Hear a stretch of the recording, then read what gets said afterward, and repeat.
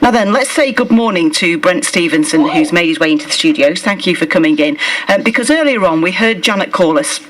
It was a lady we've heard from earlier in the week too. She's the woman whose partner died earlier this year. Janet saved hard for a gravestone which had the inscription "Sleep tight, Dad," and 2 kisses as part of the wording, and the priest deemed it inappropriate for inclusion back in the graveyard at St Mary's Brownedge Church. It had been there once but then removed while renovation work in the churchyard at Bamber Bridge was underdone. Now, it seems that the church has relented after being contacted by the BBC, but it has got a lot of debate going, and I know lots of people contacted the radio station about this story.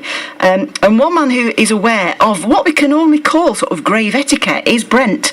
Brent Stevenson, based in Blackburn and Blackpool, memorial mason. You've been carving headstones all your life.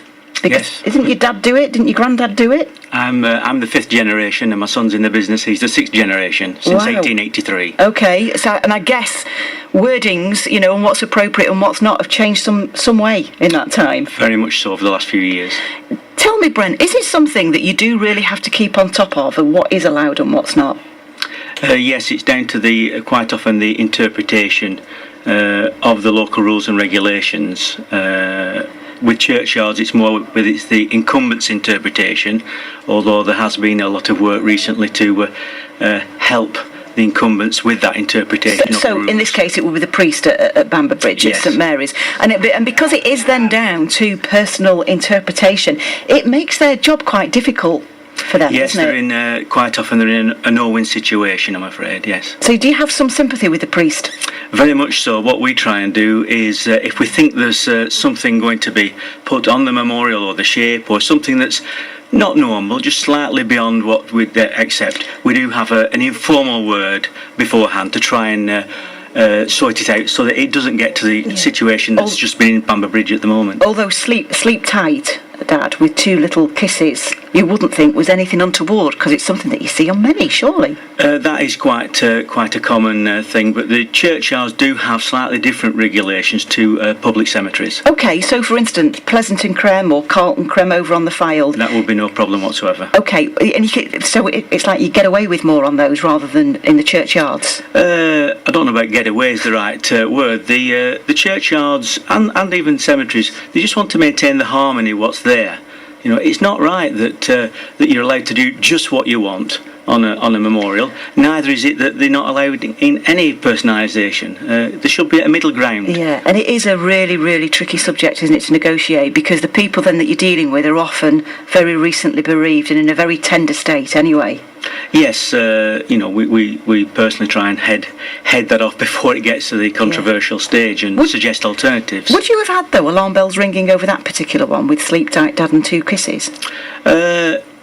No, I wouldn't. However, we would have submitted a written application with a drawing, with all the wording on, and made sure that the priest accepted it prior to the memorial going in. Okay, and so far as the things that people want around graveyards, and I've reported on this on the past, and particularly being up at Pleasanton Crem, where they also have a section that is just heartbreaking because it is dedicated to youngsters and children, where memorials are often put up and you get things with teddy bears, and then you get the headstones that actually have photographs and teddy bears within them. Yeah, but the personalisation is definitely growing. Yeah, there's we've done memorials now with Teletubbies, Iggle Piggle, Curious George, all carved in 3D that just wasn't there a few years ago even. No, and the way that we mourn nowadays seems to be a little bit different. I think there was a turning point, wasn't there, with the death of Princess Di?